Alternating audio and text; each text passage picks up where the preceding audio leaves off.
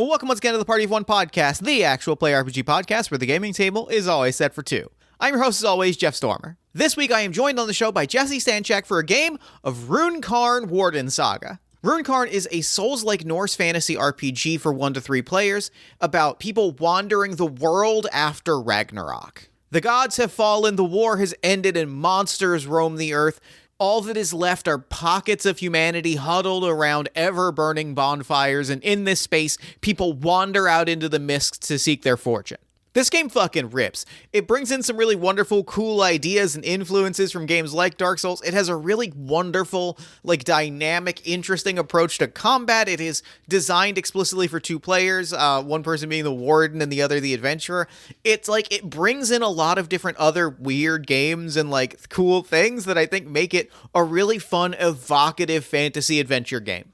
The game is currently on Kickstarter for another 7 days at the time of this episode release for a remastered hardcover edition. If you enjoy the game that we played, and I think you will because it's sick, go to the show notes, check the Kickstarter link, back the game, get your own copy. This game is sick as hell and I love it. You can find more information about Runecairn Wardensaga in the show notes. Jesse is the author behind the long-running micro-flash fiction Twitter account, now also a Blue Sky account because, Twitter, in which he constantly posts really wonderful, hyper short form, under 280 character length pieces of microfiction for you to enjoy. It's a really great, creative space that you just get to, get a little fictional story pop into your world, you read it, you move on. It's really nice, and I enjoy it a lot, and I was really excited to, get to play a game with the person that runs it. You can find more about Jesse and his work in the show notes. Now, a couple things to talk about before we dive in. First off, a special thank you to Laura Jane Hamilton, our newest backer on Patreon. Thank you so much for your support of the show, as well as all the games that I create and everything else that I work on in a given week. Patreon backers get access to all kinds of cool stuff, including early access releases to the show and raw audio of episodes, as well as a side series such as Party of None, our actual-ish play podcast on single-player games, and coming soon, bonus episodes of Party of One featuring sequel games and returning guests. The short version is I wanted an excuse to play more games with people that had been on the show already, and this was the best way to do that. You can become a Patreon backer for just $3 a month. Head to patreon.com/JeffStormer for more information. Secondly, a technical note, the audio on this one's pretty rough. It's not really up to our usual standard. It just was a technical glitch that I didn't catch at the time. We ran into some bugs and I cleaned up the audio. I think it still sounds listenable, but it's a little bit rough. So if you have audio processing issues, heads up before you dive in. And with all that said, let's go ahead and throw it over to me in the past so that he can get started with the show. Take it past me. Thanks, future me. I am so excited this week to be sitting down with Jesse Stanchak. Jesse, thanks so much for coming on Party of One. Thanks so much for having me, Jeff. I'm really excited to be here. I'm so excited. This is going to be such a wonderful game. I've been really looking forward to this all day. Before we dive into that, though, why don't you take a moment and let our lovely listeners at home know about anything that you've got going on that you might want them to know about? Sure. I'm a writer on the internet in a lot of different places, but the thing you might know me best from is a Twitter account called micro-flash-fic, where I post regular short stories that are exactly the length of a tweet. And I've written probably about 5,500 of them, not an exaggeration. And they range in tone and genre. Some of them are funny, some of them are sad. It's like eating a bag of jelly beans. And every one of them is perfectly formed and intensely flavored. But I do love when I eat a bag of jelly beans and some of them are intensely sad. That's my favorite kind of jelly bean. That's technically buttered popcorn, frankly. Now that I say it out loud, I'm like a popcorn, a jelly bean that tastes like sadness is kind of just the Jelly Belly buttered popcorn. I think that was objectively the worst one. Yes,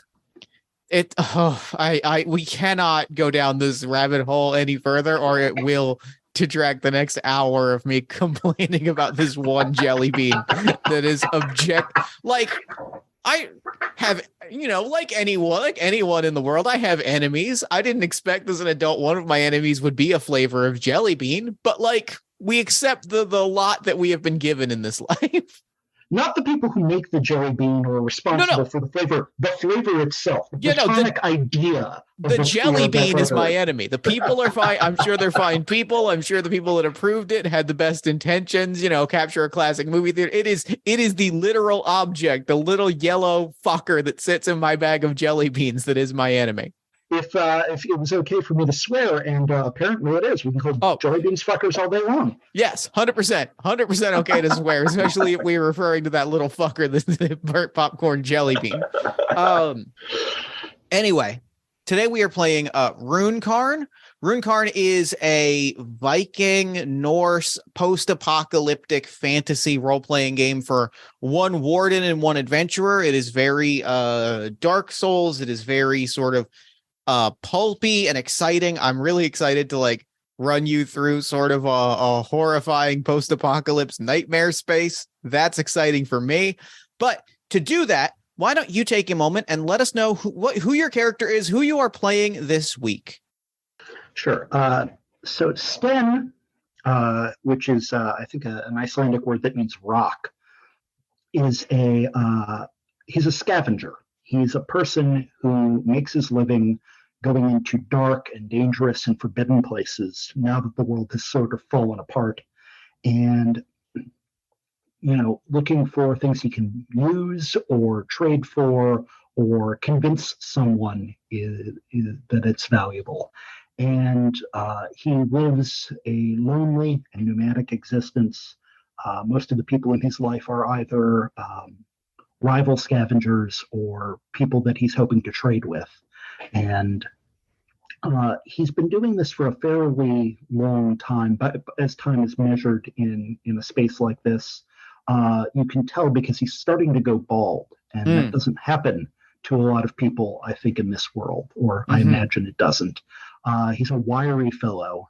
This is a guy who climbs for a living, and so muscled, but in a very kind of Bruce Lee ripped way. Yeah.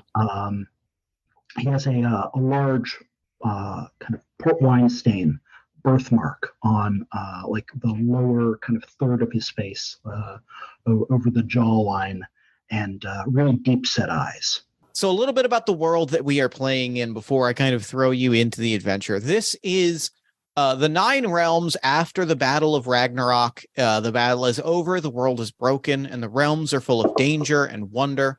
Echoes of that old world are still scattered about, but the world is a remnant of what it once was. The gods are missing.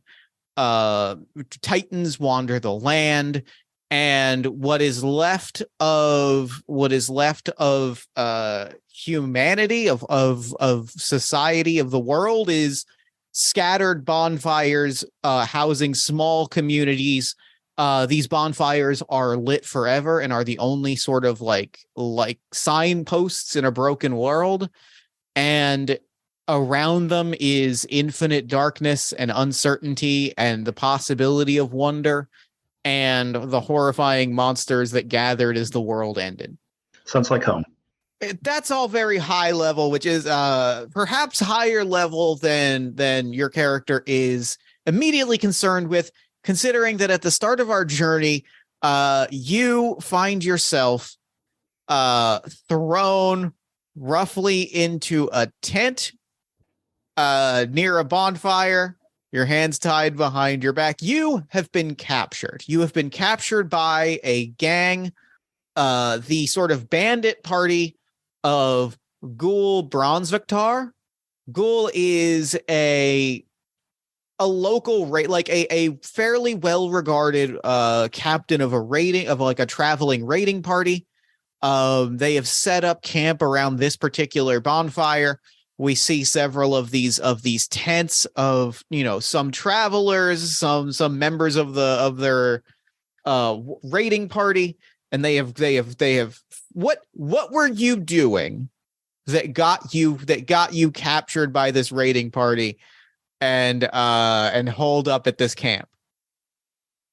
So I think maybe the last haul, the last time he went down into the earth and pulled something up, went really well for him. And I think maybe he pulled up something that he couldn't identify, but had sort of the look of something special. You do this long enough and maybe you get sort of a sixth sense for these kind of things. And he went out onto the road to try to sell this thing, and maybe he haggled a little too aggressively with somebody who maybe did know what this was. And rather than pay what it's worth, they've decided to take it by force and stand along with it. Mm-hmm. And I think so. You are in the sort of like central tent of Ghoul. Ghoul is, large, boisterous fellow, big, burly beard. I think actually there are tables for random like details, so we can get real randomized with it now that I think about it. Mm-hmm. Go ahead and pull those up here. I'm going to roll a 2d10 for a physical detail and a physique. Built like a brick shit house is the way to describe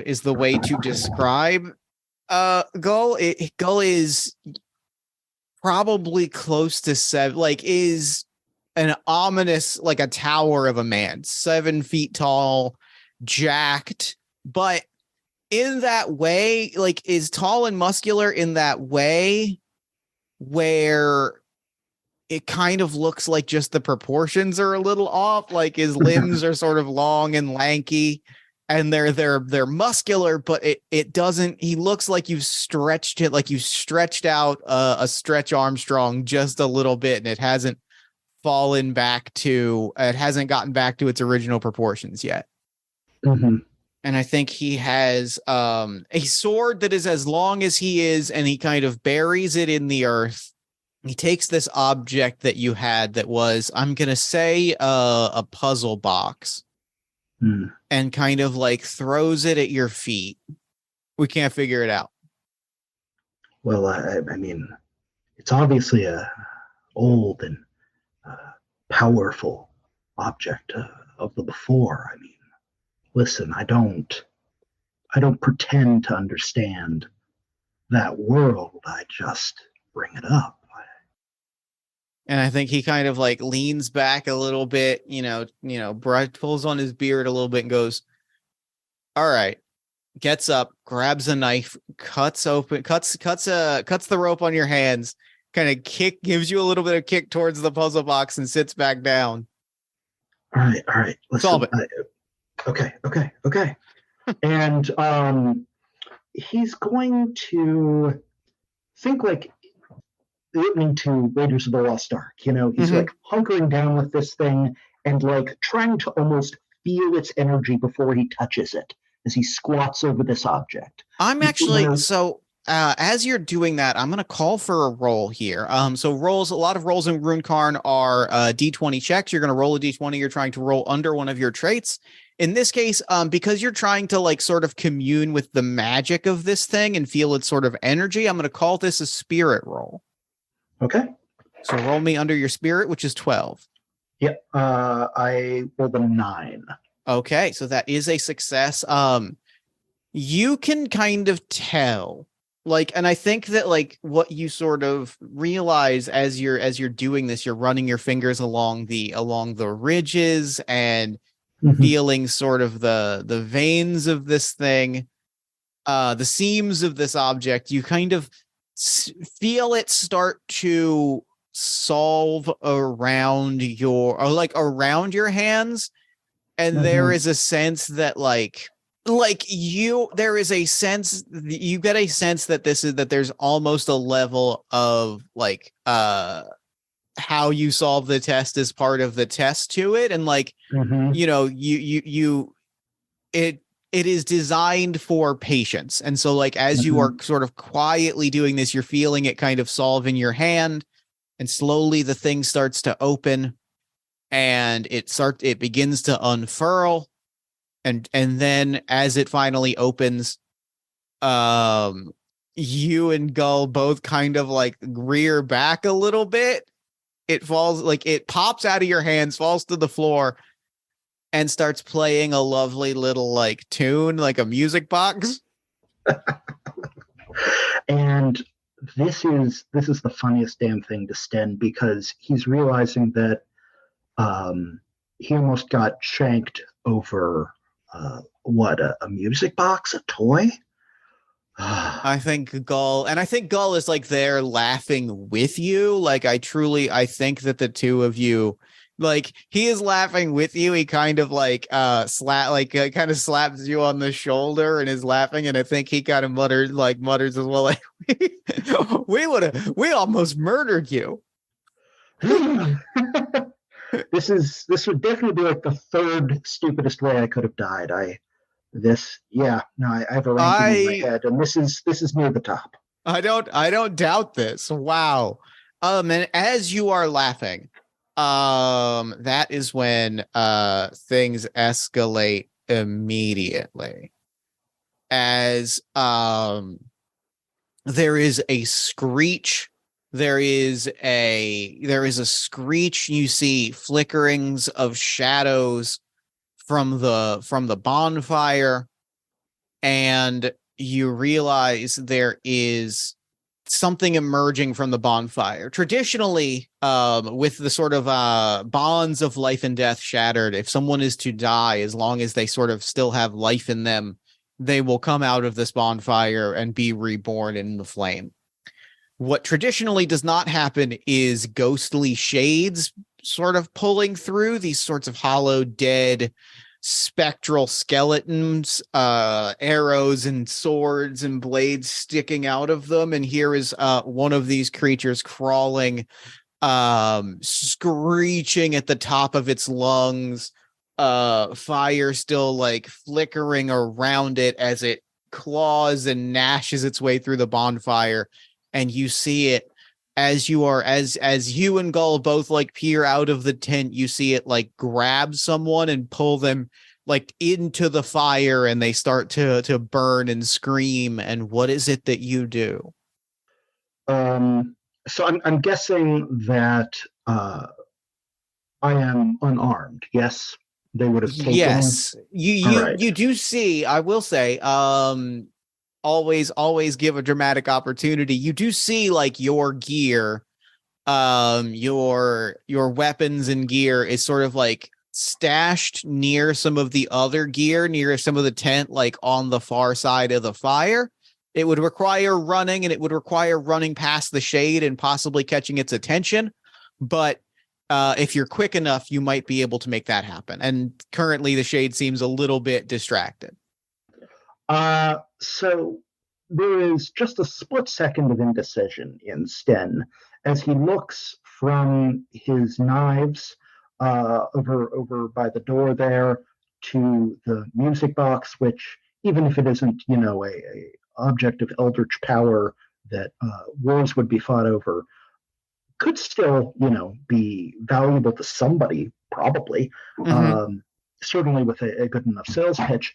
And just for a moment, he thinks to himself, maybe I can do both, maybe I can do both. And then he lets that fantasy go. He looks at Ghoul and points to the box and says, "My gift to you!" And bolts for his stuff and for freedom. He has a reaction. Okay, I guess this would come up as if I get attacked, I can dash to deftly evade an attack, but we'll see if it comes to that. I am gonna say, to get to your gear at this moment, give me a dex save. But I think that because the shade is currently engaged with someone, like you will have advantage on this, which means roll twice and take the lower result. Okay. Yep. It was an 11 and a 19. So we'll go with that 11. All right. You get to your gear, you grab all of your equipment. And I think that as that is happening, like you rush, you grab your gear, you are in position, you are sort of hiding amongst the shadows. And what is it? What are you doing next? I am getting out of dodge. I'm not going to fight this thing. That's not what Sten's good at.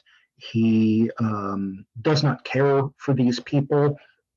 Weirdly, I would say he doesn't feel anger or vengeance, right, about Mm-hmm. being captured. This is not the first time that's happened. It is, part of doing business in his Mm-hmm. world that people occasionally turn on you. And maybe your enemies are friends today, and maybe it's the other way around tomorrow. But he knows that if this thing can be destroyed, he's not going to be the one to do it. And whatever wherever his next meal is coming from, it's out there. So the Mm-hmm. best thing he can do is get out of camp and beat it out to the wilds, assuming he can break free of whatever security the camp Yeah. has. Well, to do that, I think that like several members of this raiding party have gathered their weapons and are starting to like emerge from the tents to slash at this shade that is pulling itself out of the fire. So I'm gonna call for another deck save. I don't think this one has advantage because I think that if they Mhm. spot somebody's running, it's gonna attract attention. Yeah. But I think that yeah, you're gonna roll for a deck save to see if you can get out of this situation. Okay. And that's a 4. All right, you make it out to the wilds.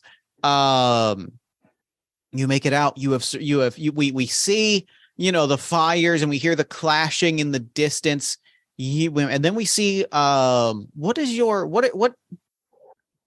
the one detail that we notice in your camp that is unique to the way that your character like sets up camp out here in the wild? Is it you have made it, you have escaped, you have made it some distance, you've got your gear. Mm-hmm. What's interesting about your camp? So, generally speaking, Sten does not keep the things that he finds in the earth, right? If he finds a cool sword, I mean that's wonderful, but he's not a fighter. He will trade that sword for something else. It borders on superstitious, right? He kind of Mm-hmm. feels like the things that he takes out of the earth don't belong to him, and if they still have magic, if they still have any sort of awareness to them, they're not going to be happy with him. He wants to part with them as quickly as possible, with one exception. Uh, he said earlier that being stabbed over a music box would have been, was the third most embarrassing way he'd almost died. We'll say that number 2 was fairly early on in his career. He fell into a painting, Hmm. and or a fresco, like a mural, a wall that was painted, and he lived what to him at the time seemed like an entire other life. He barely remembers it now. He remembers it the way you might remember a dream. He has the sense of conviction, right? That it was a wonderful, beautiful dream and that it went on forever, but that it ended a little sadly. And when he falls out of the wall, he's wearing a necklace. And it's a small blue stone. It looks like it's been carved into a six-sided, like a hexagonal spike. And he wears it on like a leather thong around his neck. Mm-hmm. And when he pitches his little bedroll, he will find a twig or something, stick it into the earth by his head, and then hang this thing over him so that it sways in the breeze over him while he sleeps. It's the only thing he's ever taken out of the earth that he's wanted to keep with him, because it reminds him in a sense that happiness could be possible even if it's fleeting and you won't remember it well. Mm-hmm. So we see this stone, we see, this light blue glow that is cast over your campsite. We've seen you settle in for the evening. The fire that you have made for yourself has been put out. It is late. It is, you have settled in for the night. And it is during that long night when you finally get some rest alone that you are woken by the sounds of ghastly, distended agonized wailing interspersed with whimpering, interspersed with sort of a gurgling. It is close, and it there are points where it sounds human, and there are points where it sounds markedly not. Now, this is important for determining how Sten would react to this. Does it come from the direction he's come, or the direction he was headed in, or to the side? I think it comes from slightly to the side, but notably like close enough where you can hear sort of like pleading. You can't, maybe not close enough that you can hear like the words are being said, but you can hear this sort of pleading, sort of begging in between the sort of wailing screeches that you're hearing. It's close. Like if I'm envisioning this campsite as like in, sort of a small clearing in the woods beyond this bonfire, sort of the edge of where that clearing would descend back into the woods, into the depths of the tree covering. That's about where you hear this coming from. And it's sort of like, it's not exactly coming from all one, like it's one source, but it's not all coming exactly from one place. It just seems like it's all the position of this wailing is shifting even as the source of it is consistent. Okay. Given the lack of available cover, I think what he'd do, he carries a bow with him. He would get up and knock an arrow and sort of train it in the direction that the sound seems to be coming from, and he's going to kind of strafe around it. So he's not going to walk directly toward it. He's going to, we'll say, walk to the right, as if like he's going around, sweeping around it in a circle, heading toward the tree line and waiting for either this sound to get louder or quieter. And he doesn't care which. It gets, I think, like as you emerge, right? The second that you kind of emerge out, the sound immediately gets closer. And it almost, it feels a little bit like it's getting a drop on you, right? Like it suddenly, like you blink and suddenly you hear it, over your shoulder, this sort of pleading, begging, please, please, please. And like you look, you spin, you have your arrow pointed in the direction, and there is similar yet different to the shade that you saw in the fire. There is there is half of a still what appears to be a shade, someone that is long past with the fire within them more or less extinguished, but rather than just like attacking whoever seems to be nearest, this person seems to be this shade seems to be in a state of distress. They are begging, they are grabbing. You see them like trying to like reach out and grab you, but not necessarily in a way of like grabbing you, but like almost like they are not trying to grab at your wrists or your neck or anything to pull you in. They're trying to almost grab at your tunic, your lapels. They're trying to grab at your clothes to bring you close so that you will pay attention. Okay, so I whirl around, and as I see this thing has apparated behind me, I step back towards the tree line and I say, I have only one gift for you, only one mercy. And I, gesture with my head towards the arrow. Do you want to leave this place? No, please, no, please. I'm not, I do, but I can't, I do, but I fear that I cannot. You must listen to me. You have to listen to me. I have to do precious little. I'm a man who trades. A deal. You are a man. You would accept a deal, yes? Yes? Yes. Yes. And resting their hand on their forehead, lifting back their sort of ghostly metal helmet to put a hand on a forehead, their fingers tapping on the side of the tree that they have partially emerged out of. Yes. Yes. All right. Let's start with the offer. What could you possibly offer me? And an axe, a beautiful axe, an ancient axe, an axe of profound power and legacy. Hmm. It was it was our pride and joy. It was that which we held on to, All right. and we guarded All it right. until the end. And it still rests. It still rests at the heart of the ship. It's still there.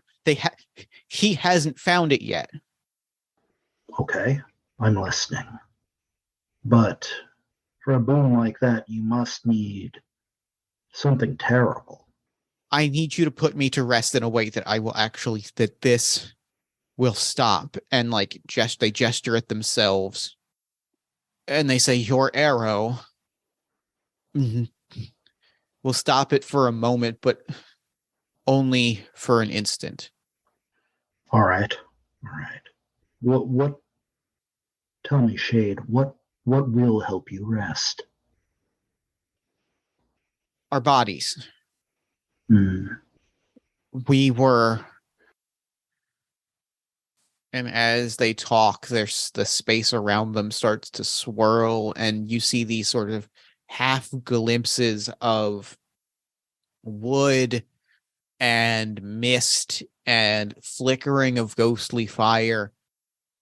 We were laid to rest, and there we laid for generation on generation, knowing only sleep, knowing only oblivion, knowing only peace. And you feel the smashing of wood around you and the crushing, the smashing open of chests and cases, and a shadowy figure ripping open walls and tearing through things. And then we were stirred in pursuit of something, of a remnant of the old world. They must have known that the axe was on board. They couldn't find it, but they must have known. He must have found word that it was there, and he stirred, and our peace was taken from us. Do I understand you correctly? You and your compatriots, you lay at the bottom of the sea, underwater? And make me a spirit roll, but take advantage Okay. because you are being patient with this particularly talkative shade. Okay, that was a 6 and a 16. So. All right, that is a success. You start to exert yourself, like you feel the earth around you in this ghostly half space start to shake shape. And before you, and suddenly you feel that you are flying. You feel yourself in the air. You feel the sky and the wind and the salt in the air. And you look out, and there is a lake. And in that lake, there is a partially submerged ship, a galleon, ruined, crushed, torn against the rocks, part of it above water, part of it below. All right. Wow. That's a thing. So that I understand you, Spirit, you want what? To be laid to rest on land? Or I am no shaman, no skald. I have no connection to the magic of the world that was. I cannot bless you or give you absolution of any kind. I will move your bones. But my ability to give peace is, I mean, I can't even do it for myself. Peace was already given to us by the cold and the water and the uncaring sea. We seek not peace given, we seek peace returned.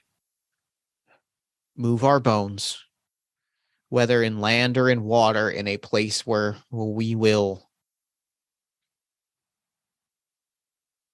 lie once again and be undisturbed. But you see part of this ship crumble, and you have a hard time telling if it is an intentional action or if the ship being disturbed is simply falling and crumbling. We wish to be laid to rest in the bowels of our ship. Our bones were disturbed. Place us to where we will rest quietly. Move our bones to where we lay together as a crew, together with the ship that we loved, and ensure that ship is no longer disturbed. And we will ensure that the acts that we protected and that protected us will be yours. Well, in that one, and perhaps only that one way, I am well suited to your cause. I know a great many holes in the earth that most people have forgotten about, and now are bereft of anything that would make anyone want to go down there again.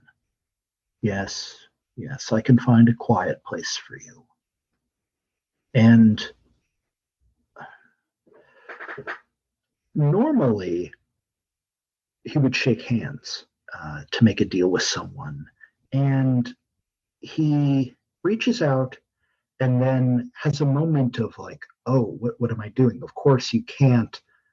But then it occurs to him that no, this is a deal exactly like any other. And frankly, this person is probably less likely to betray him than some of the folks he's dealt with. So he doubles down on the gesture and really puts it out there. And the ghosts reaches out, they shake your hand, their hand ignites in flame. You feel a half a moment of agonizing pain in your hand as fire engulfs it, but then it is perfectly fine, and you look off in the distance away from where you were running from Gull, and you see you see flickers of blue flame that dance. You have been shown a bonfire that is not of this world. All right. Well, no time like the present then. I think he would round up all of his stuff. He doesn't have many possessions, and begin immediately. All right. I think that is I'm going to have you make me I think this is going to be a wits roll as you kind of navigate. But I think that given your background, you can take advantage on this. And the fact that you can kind of see roughly where you're going, this is more just to avoid being detected by the raiding party that is stalking the area and any sort of natural hazards. But make me a wits roll. Yeah. Yes, he walks very carefully through the land, ruling the fact that he will not be able to come back this way for quite some time. That was a 5 and a 12. All right. You lay low. And you eventually come upon a cliff, and it is the exact cliff. You find yourself staring down at this like rocky coastline out to the ocean. That is the exact perspective and exact cliff that you saw, that the ghost showed you, or that the shade showed you. You are staring down at this, and you see this ship, and it is true to your vision. It is starting to crumble into pieces, and chunks of it are floating. But you swear that you see, chunks of torn wood and burn marks, and the signs that someone or something is digging through this and this is a massive, this is a warship. This is where a party of travelers, of warriors, this is where they lived. This is where they fought together. This was their home. This was their arsenal. This is a galleon. This is a warship that is partially submerged, and you can see that someone or something is tearing their way through it, and it is only a matter of time before this ship floats into the abyss. So, two things. One, am I correct in assuming that the sails, whatever canvas would have propelled this thing, are gone? Yeah. You can see the what are they called? The masts. You can see the masts, but the actual sails themselves are gone. Okay. And maybe there are some chunks of fabric that have been torn to shreds and weathered, but they're in no condition. Okay. Yeah. What he's looking for are potential bone bags. This is going to be more corpse than he can probably fit in a pouch, but one thing at a time. And can I actually see what's attacking or disturbing the ship? Is it currently happening? Give me a wits roll. All right. This is not made with advantage. All right. No, that was a 12. Then what you see, you can't see it. You hear you hear it, that it is inside the ship tearing through things. You can hear it, but you cannot see anything inside. Is the ghost still with me? No, but you can make a spirit roll. You can make a spirit check to try and reach out to it.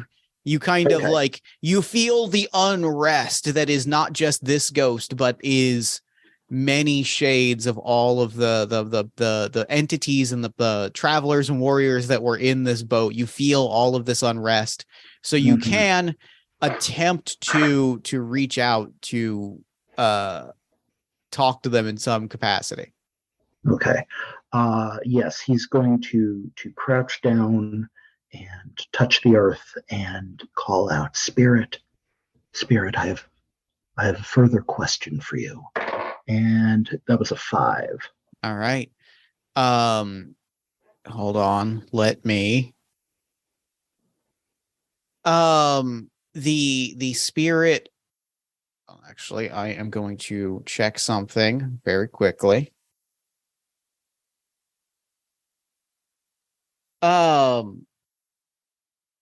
As you say that,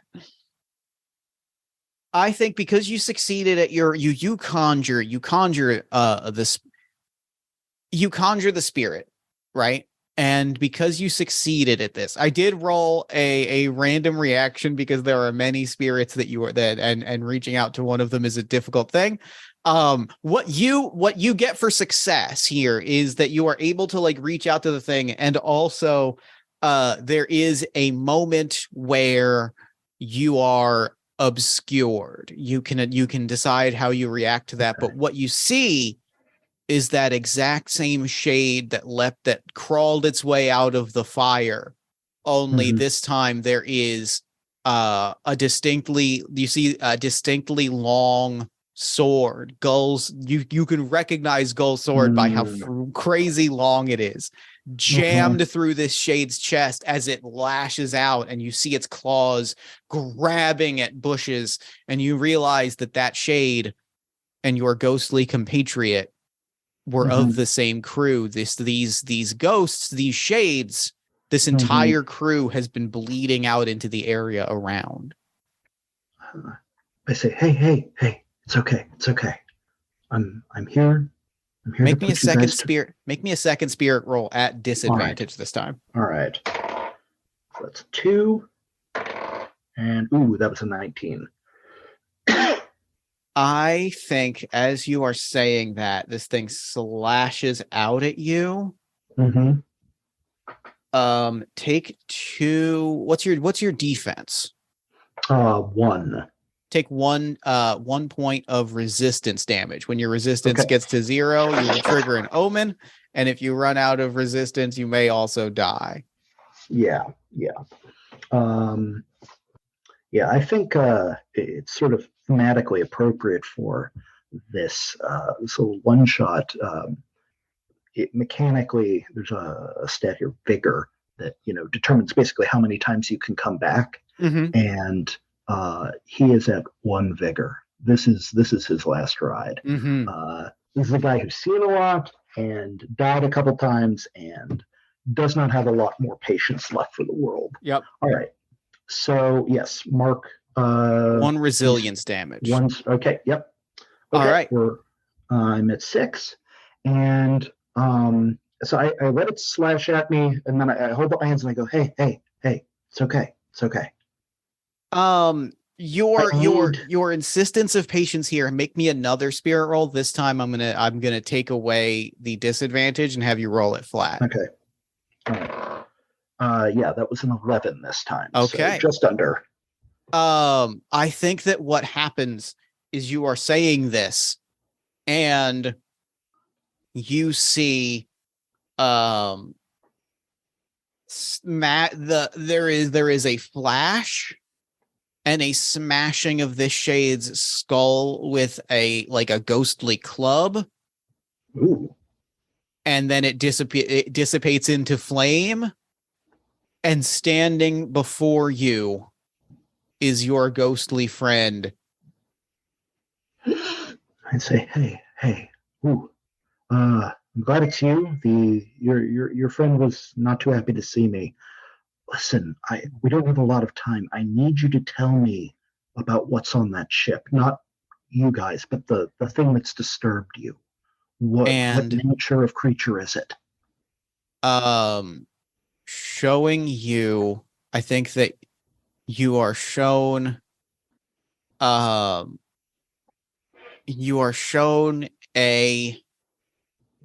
I think that the two of you commune, and you feel like directly next to you a wall just blow open. It almost knocks you off your feet, and you see this is a sort of treasure hunter. At least at one point, this person, this tomb raider, was, you suspect, a person. This is someone that has,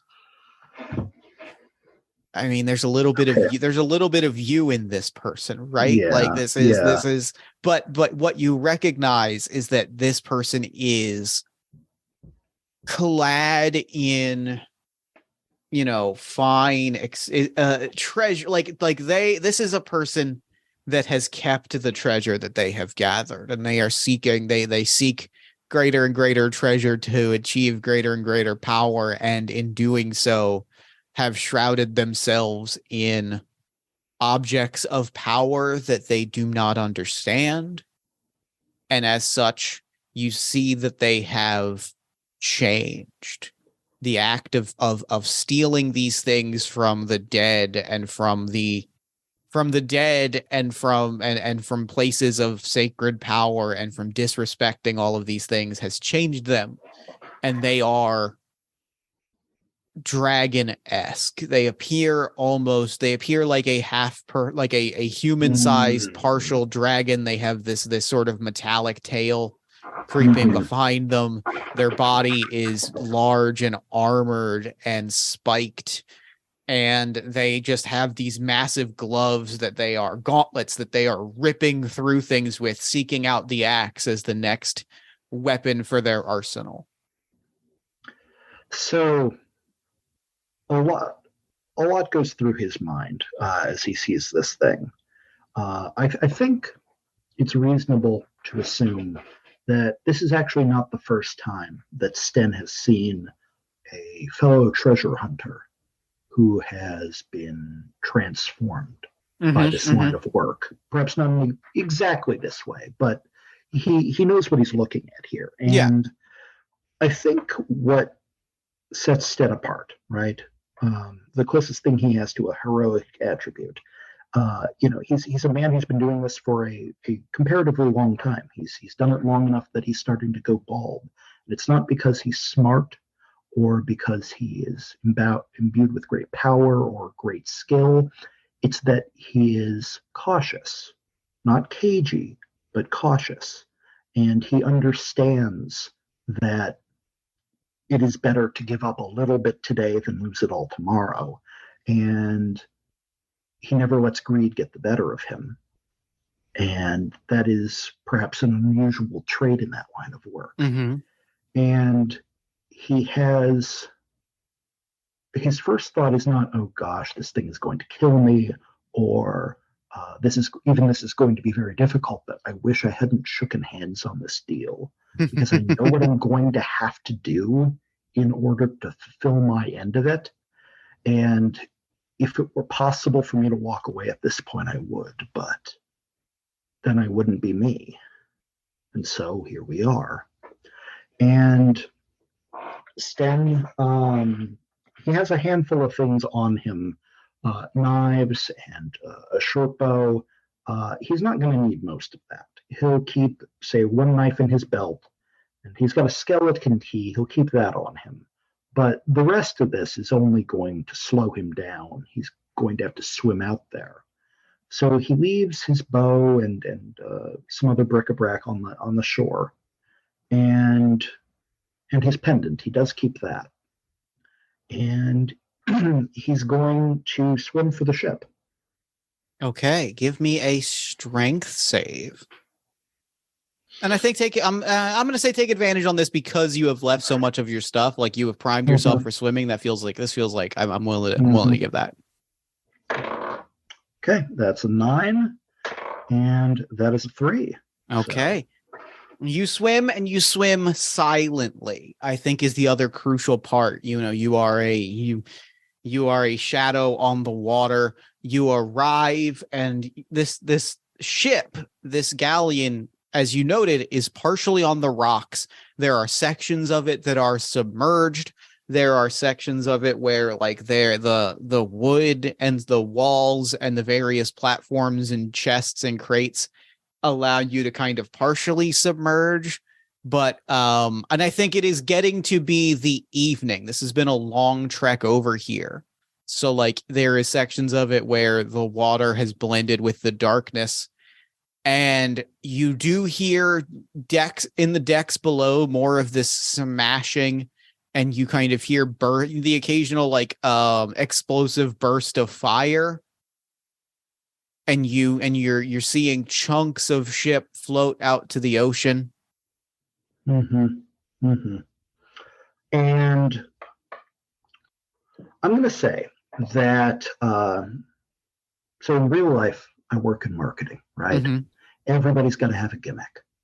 And that, I feel comfortable saying this, will outlive the apocalypse.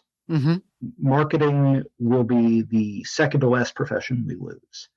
And in this world, everybody has their own jingle. Every peddler, as they walk along the road, they have their own little theme song that they sing so that people will know that, Ignar, the cobbler, has come to town, or whoever it is. And for some people, it's a funny song. For some people, it speaks of the quality of their wares. For some, it's the degree to which it is unwise to cross them. Everybody's got their own angle. And Sten would flatter himself to say that he's got a pretty good memory. And he flips through his mental Rolodex, all of the peddlers he's known over the years. And he's looking for one, an old man who used to sell things like that music box, things that are unspeakably old and weird and are probably cursed, but undeniably powerful. It is a song that the words are still known, but their meaning is lost. It is a language no one speaks anymore. And Sten stands on the bow and begins to bellow this song of a peddler who's probably dead by now. He won't miss it. attempting to call this thing up from the depths to trade. I don't even think this is I don't even think this is a roll. I think that like as you sing this old peddler song, you hear the smashing and crashing stop, and you wait for a moment, and then you are hurled off of your feet as the outer deck of the ship explodes in one massive leap. This draconic armored knight kind of crashes down, stands over you looming, and with like this booming, echoing voice. Mm-hmm. What does he say? I think he says, he stands over you, he looms over. The site of this expedition is claimed. This is not a place of business, at least not yet. Oh, no, you misunderstand. I have come to sell my wares. I am, and he reaches into his mind for the name of the peddler, and it eludes him, so he pulls one out of thin air. My name is Melmar.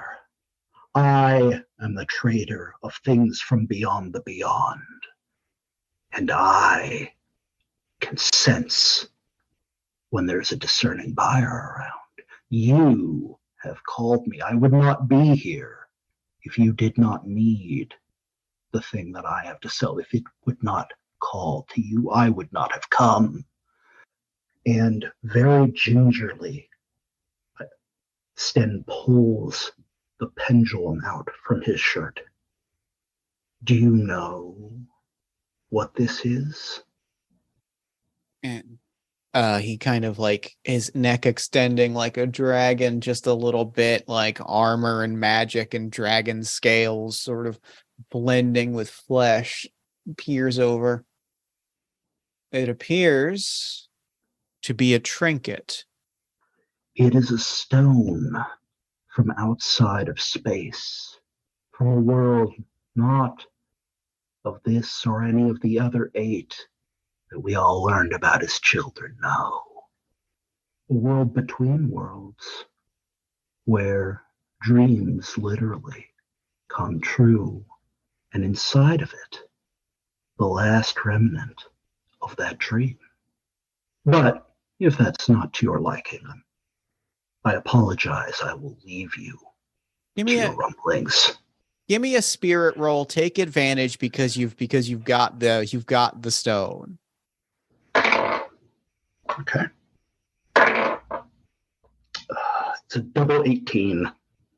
I think I know exactly what happens here. I think that our treasure hunter, like, you see him kind of like look at his hand from him and go, such a treasure would be a worthy welcome to my collection.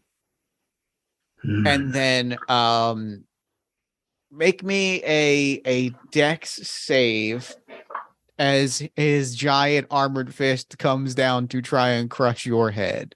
Okay. Okay, and that's a 5. All right, yeah, you narrowly dodge out of the way. You've convinced him that this is a powerful object. A motivated buyer. Oh, I love to see it.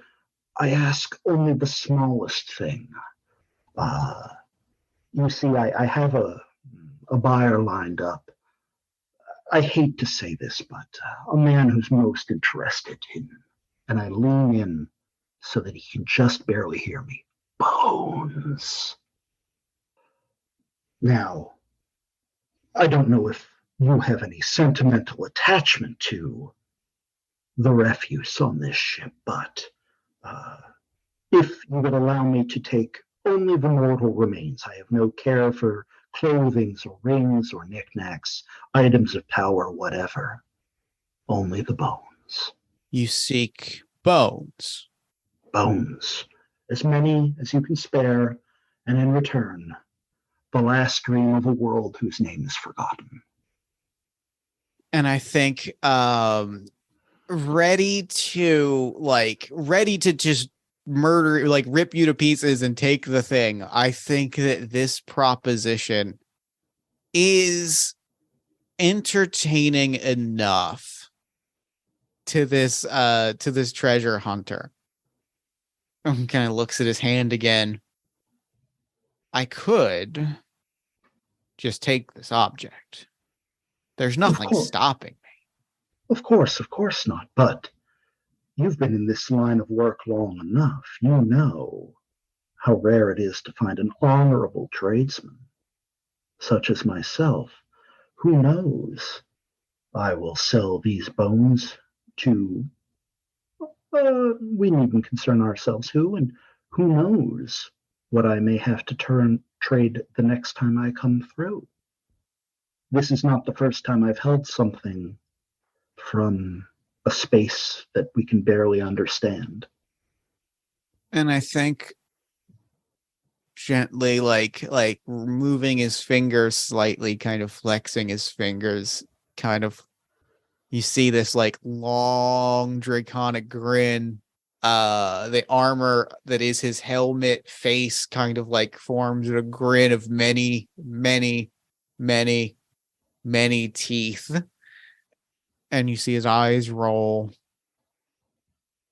This feels like a fair trade. We're business folk. We're professionals. We're honor among thieves, right? Oh, it makes me so glad to hear you say that. Could I impose upon you to help me get the bones to shore? You are so strong after all, and I am feeble and bent with age. And I sort of make myself a little small as I say this. For this, give me a spirit roll with advantage. I think this guy likes having his ego stroked just a little bit. Just a little bit. All right. And that was a 13 and a 1. Oh, on a 1, I believe, spectacular. 1 is a guaranteed success, and I'm going to say a spectacular success. I think that means that this treasure hunter likes having his ego stroked a great deal, and like is, I think, kind of a little bit mystified by the story that you've sold. Like, I think that that by presenting this as, you know, I'm going to look like a big hero, I think that like we cut to like we pan, we get a swipe to these bones being piled on the shore as he is like kind of doing the hand slap, the dusting off his hands, flexing his shoulders. Now then, I would like to add an addition to our deal. Please, you intrigue me. And he reaches into a pouch. He pulls out like a small piece of slate that has a rune carved into it. He flicks it in your direction. You, seller of dreamscapes, have made a buyer today. Next time you find an object that links us to world beyond, you have found a guaranteed buyer for this wonder.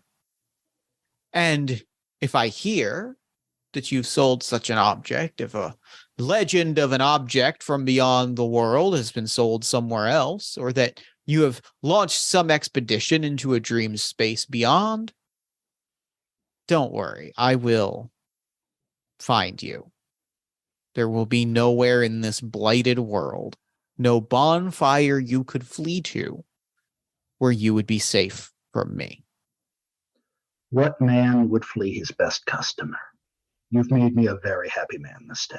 That is all I offer to propose. And I think stands, now, if you'll excuse me, I have more investigation to do. There are greater treasures in this depths, in this wreckage.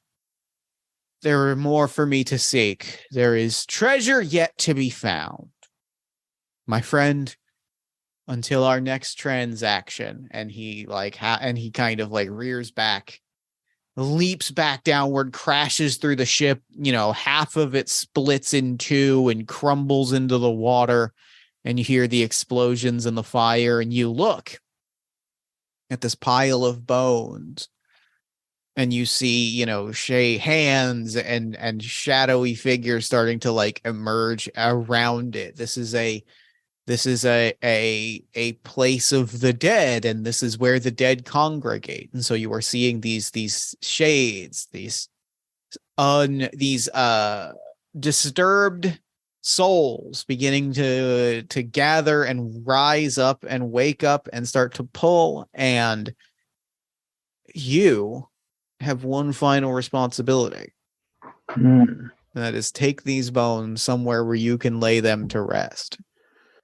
So he knows exactly the place to go to. He's been there before, but not for a long, long time. In fact, he'd sort of hoped he'd never have to go back there, but it is the closest hollow that he knows that he's certain has been thoroughly explored, and that no one would ever want to return to. He knows because he spent perhaps months trapped in it.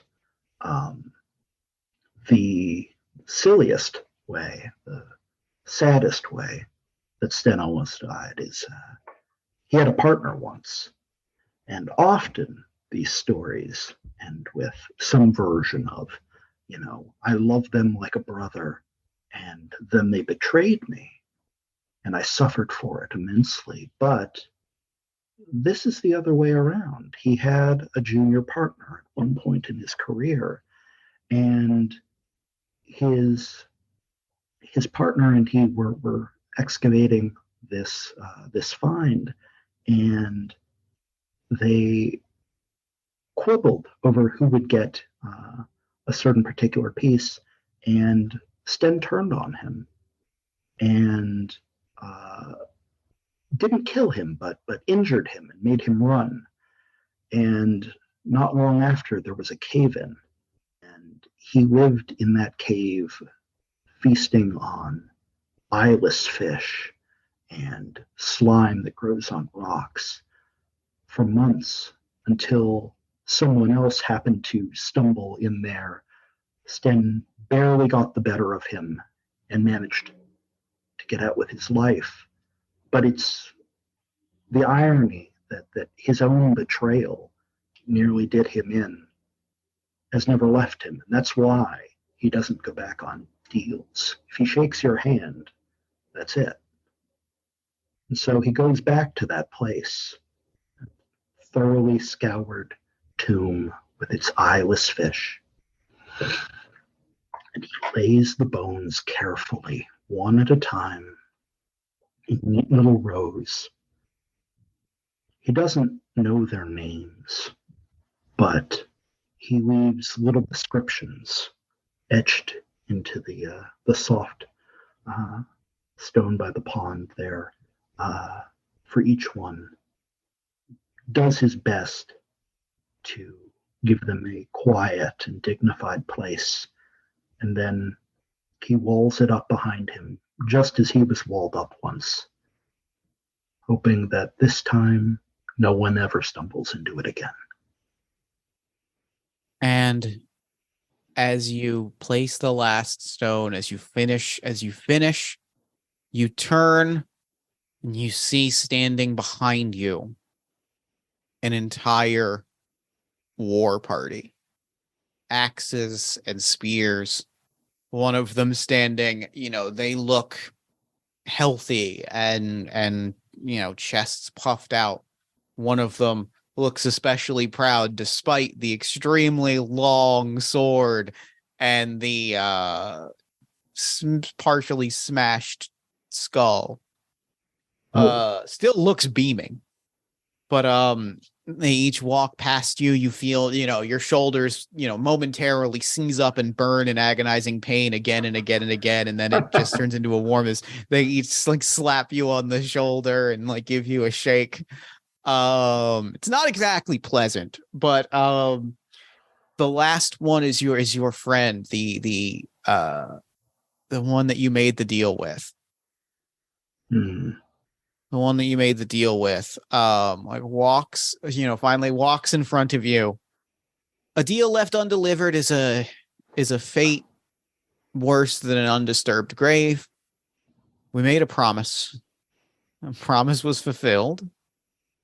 A promise should be repaid. And he smiles, and you see, you kind of, in that same way that you felt the earth shift around you, and you felt yourself go to that like ghostly place. You look around, and you see a chest, buried in you see a chest like deep in the woods. And as you look behind you, you see a galleon pulling up to reclaim it. It was left here. A place for a galleon to come when it needed this axe. And then you see a storm strike, one of these massive, unpredictable storms that came with the end of the world. And the ship was ripped asunder and was left crushed and partially buried on the rocks. It is a short ways away from the ship, but you are now gifted with the knowledge that your treasure hunting rival never found. Even as he ripped the ship piece to piece to piece, that axe was never actually on the ship. They crashed it before they were able to recover it. But you know where that ship can be found, or you know where that box can be found. You know where that chest is located. You can only hope that you can get there before Gull and this other random party stumble across it. And we see this close up on your face as you realize all of this. And that is game. That is game. Fantastic. That was great. That ruled. I love that. That was so much fun. Yeah, I had a great time. Thank you so much for playing this with me. That was an absolute delight. So real quick before we wrap up, where can people find you and your work online? Sure. If you're on Twitter, and I mean, who's not? It's the most wonderful. It's the place network. To be. Yeah. No, it's never been better. Definitely. At the time of this episode release, it's still a website that exists. Maybe. Yeah. Hey, here's a free creative tip. Don't tie yourself to a platform that can be bought by a maniacal billionaire. It's just maybe not the best creative strategy, but the constraints that it affords are part of what made my work there as great as it is, and so I'm bound to the wheel. But if you're on Twitter, I'm at microflashfic. If you enjoyed this story, it's very much in sort of my general vein. If you're not on Twitter and you're still like, hey, but I'd like more of that kind of jazz, there's a book that collects many of the best stories. It's called The Tyranny of Sand and Other Tiny Stories. It's on Amazon. It's very reasonably priced, and it contains 280 of the most popular pieces that I've published over the years. Fantastic. Well, thank you again for playing this game with me. I had an absolute blast of a time. And now I'm going to throw it over to me in the future so that he can wrap up with the show. Take a future me. And stuff. Thanks, Past Me, and thanks again to Jesse for coming on to the show. I loved that game. I feel like we immediately keyed into like a vibe and a mood and a world, and it was really just so much fun to play around in that space. I'm so happy that we got to do that. This was such a delight, and I'm really overjoyed with how it went. Now, be sure to check the show notes for links to Runecairn Wardensaga, the Runecairn Wardensaga Remastered Kickstarter, as well as Jesse's work, including the Microflash Fiction Twitter account and now Blue Sky account, again, because, well, Twitter. Then while you're on Twitter, follow us at Party of One Pod. Like us on Facebook at facebook.com/Party of One Podcast. Find us on TikTok at Party of One Podcast. Find us on Tumblr at Party of One Pod. Subscribe to our newsletter at buttondown.email/Party of One Podcast. And join our Discord community at bit.ly/Party of One Discord. If you enjoy the show, there's a lot of ways to support it. You can support us financially at patreon.com/JeffStormer or Ko-fi.com/JeffStormer. You can give us a nice iTunes review, shout us out to a friend, give us some love on social media. You can buy some Party of One merch at bit.ly/PartyOfOneMerch. Or, if you're looking for more great podcast content, you can check out All My Fantasy Children, which is a character creation, storytelling, and world-building podcast that I make with my best friend in the world, Aaron Catano Saez. We take a listener-submitted prompt and spin it into an original fantasy character, populating a shared universe one story at a time. You can also check out Yazeba's Bed and Breakfast, which is an actual play about a heartless witch, a cozy house, and the many people making their homes inside. Both of those you can find wherever you get your podcasts. Party of One is, as always, produced and edited by Jeff Stormer and Jen Frank. Music for the show comes from the song Infinite Lives by Mega Ran featuring the D&D Sluggers, and the Party of One logo is by Evan Rowland. If you'd like to inquire about advertising rates, coming on the show as a guest, or about press coverage of the show, you can email me at partyofonepodcast@gmail.com. And, unless I am mistaken, that is all we do here. So until next time, thank you so much for listening. Remember to fight the forces of fascism every single day. Remember that self-love and self-care are radical and defiant acts of resistance. And as always, party on, everybody.